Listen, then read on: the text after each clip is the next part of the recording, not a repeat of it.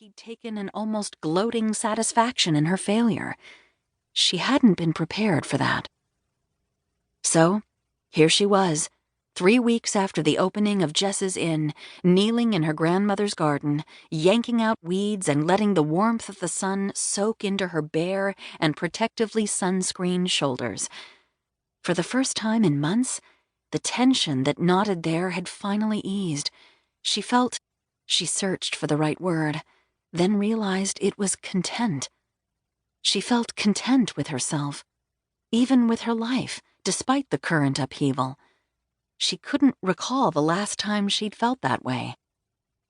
Oblivious for now to all the warnings about sun damage and Marty's constant and annoying admonitions about ruining her pale-as-Irish cream complexion, she turned her face up to the sun and felt it ease the headache that came whenever she thought about the life she'd left behind.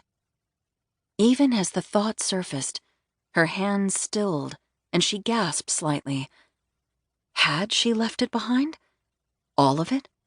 Chicago? The theater? The writing? Marty? Had she really left it forever?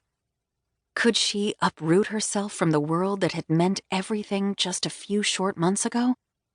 Was that what she was doing here, on her knees in the dirt, days after she was supposed to return to the life she'd always dreamed of?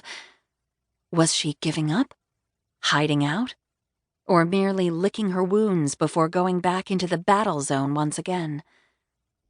And that's what it was, Bree realized, a battle zone, with way too many potential enemies, the producer, the director, the actors, the critics, and the public, all of whom had their own views on what her work was or ought to be. Some days everything came together in an amazing collaboration.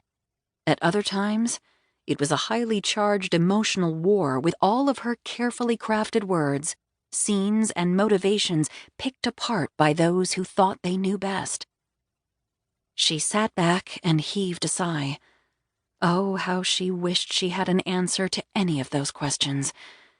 "You've pulled up 3 of my summer phlox," Graham said, a clucking note of disapproval in her voice as she interrupted Bree's dark thoughts. "Do you want to tell me what's on your mind before you ruin the perennial garden I've spent years cultivating?"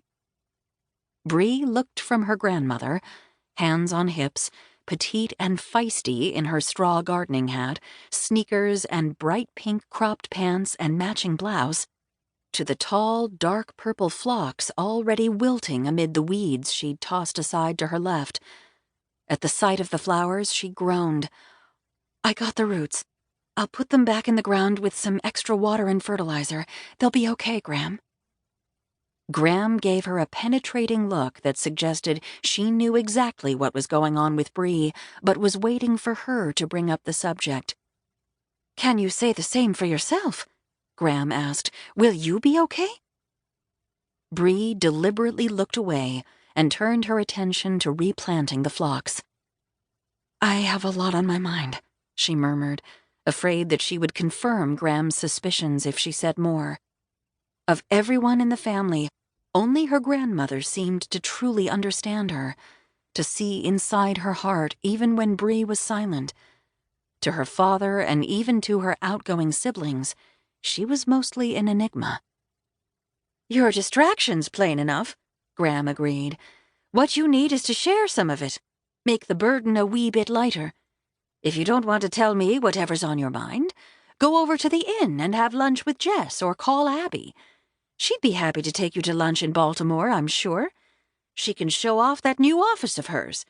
You can have a nice heart-to-heart chat." Jess has her hands full.